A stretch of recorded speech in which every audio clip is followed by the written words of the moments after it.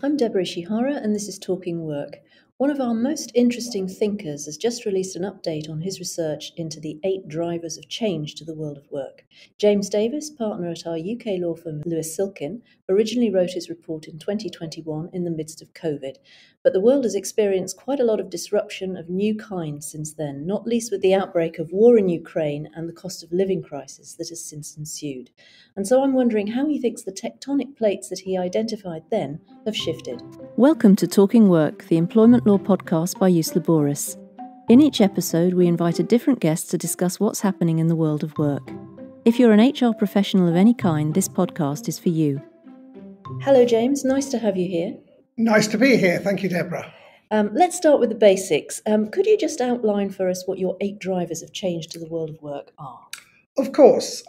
My 8 drivers, in no particular order, are technology, demographics, sustainability, globalization, the role of the state, migration, COVID, and social trends. My original thesis was that these drivers are interconnected and coming together to change the world of work at an unprecedented pace. Okay, so you published your first 8 drivers report at the end of 2021, and your new report was written a year later, after Russia's invasion of Ukraine. But what's changed in the world of work, James?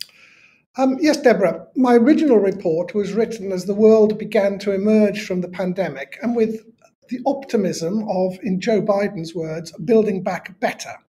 However, a year and a bit on, we're in a much darker place, primarily as a result of the turmoil caused by the Ukraine war. Most countries are facing a cost of living crisis driven by rising energy and commodity prices, and geopolitical tensions have increased around the world. The UK has its own problems as a consequence of Brexit and 10 years of austerity. Nonetheless, in my view, my 8 drivers remain as valid today as they did in 2021. Okay, so now we obviously don't have time to go through all of these influences in detail on this podcast. So I'm wondering which of the areas you find personally most interesting in terms of what's happening now. Well, in looking at these drivers in more detail, I was particularly struck by the impact of demographics and how that is changing and will continue to change the world of work. The ageing population and workforce in the UK and many other richer countries is contributing greatly to the skill shortages that we're facing.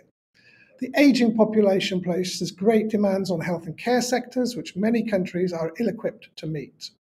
Birth rates are well below the 2.1 per woman needed to maintain a stable population, and as low as just over 1 in Korea. With people living longer, healthy lives and obvious responses for people to work to older ages. But we can see the challenges in this with, for example, Macron's proposals in France to raise the retirement age from 62 to 64, facing significant resistance. In the UK, there's an additional issue, which we call the Great Resignation. It's a feature which we first saw in the pandemic, but which seems to be continuing, with the over 50s voluntarily leaving the labour market. And there are various contributing reasons for this. Okay, so what about the younger generation and their own very different values? Young people in the UK, at least, seem to be pretty pro-migration, quite anti-Brexit, and very keen on diversity and equality and, of course, sustainability. So how's all that going to play out in the world of work, do you think? Yes, I think that's right. Another feature of demographic change is the very different sets of values and priorities of the millennials and Generation Z when compared against the values and priorities of, say, baby boomers. I think political affiliations illustrate this starkly. At the last UK election, the over 65s voted 64% for the right-wing Conservative Party and 17% for the left-wing Labour Party. 55 to 60-year-olds voted 49% to 27%. Whereas if you look at the under 35s, those percentages were reversed, with those age cohorts voting predominantly for the more left-wing Labour Party. 10 years ago, though, these differences were very different. You can see this change also in the US, with the presidential and midterm elections showing a particular age correlation, particularly with the younger voters voting predominantly Democrat. And I think these changes are bound to have an impact on the workplace, and employers are going to have to adapt to meet these changing values and priorities.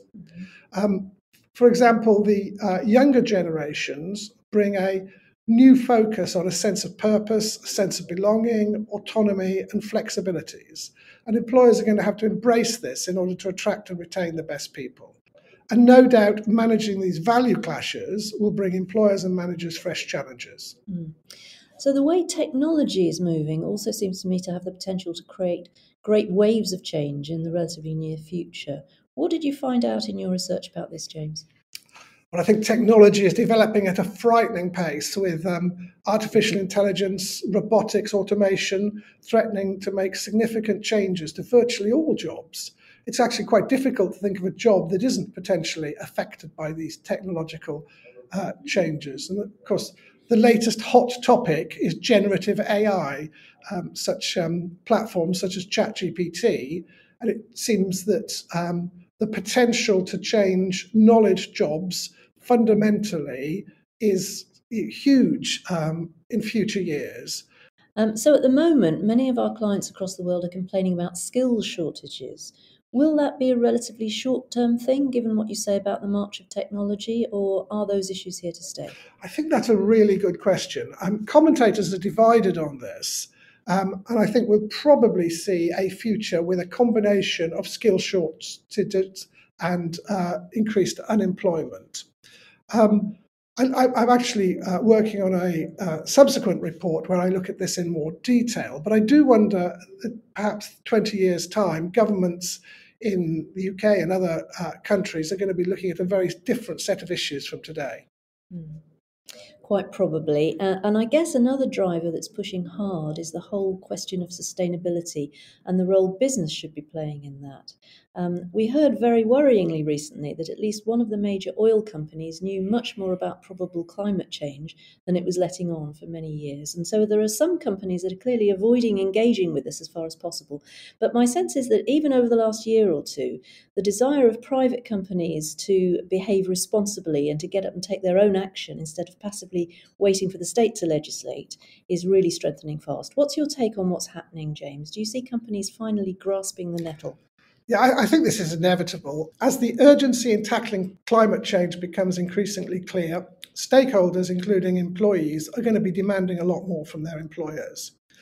We can see the overlap with other drivers here, with demographics, as the priorities of younger generations, which I mentioned earlier, come to the fore, and these younger generations expecting more socially active employers who reflect better their own values.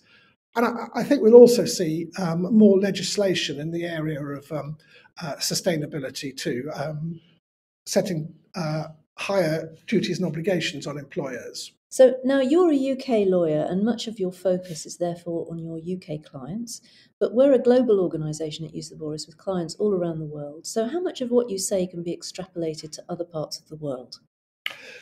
It's true that my report is framed through the experience in the UK, and some drivers of change are uniquely British. But I do think that these issues more broadly in the report, and much of what I say should resonate, at least through the richer parts of the world.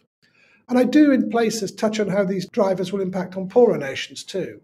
The detail may vary. For example, Brexit is a uniquely British phenomenon which has contributed to our labour market problems in many ways, but I think the drivers themselves are relevant globally. And this is a pretty wide question, James, but what sorts of things do you think employers need to be aware of to prepare for the trends you see emerging now? I think the obvious ones are the ones I've touched on already. Responding to skill shortages by expanding recruitment pools and looking again at recruitment strategies. Recognising the changing values and priorities of the younger generations and adapting accordingly. Keeping on top of the potential for technology to drive productivity improvements. Okay. And James, you end your report by sticking your neck out and making some predictions, which is always quite brave. Could you tell us the prediction you're most confident will come to pass now, and the one you think is perhaps the most difficult to be certain about? Well, I think it's fair to say that some of my predictions are pretty obvious. In my first report, I looked at how the office would be repurposed to reflect hybrid working. And in my new report, I look at the growth of green jobs. I don't think either of those are particularly difficult to predict. However, there are others which I think are more contentious. They include, for example, from my first report, my prediction that the UK will rejoin the single market or something equivalent in all but name. And that does begin to look an increasingly good prediction.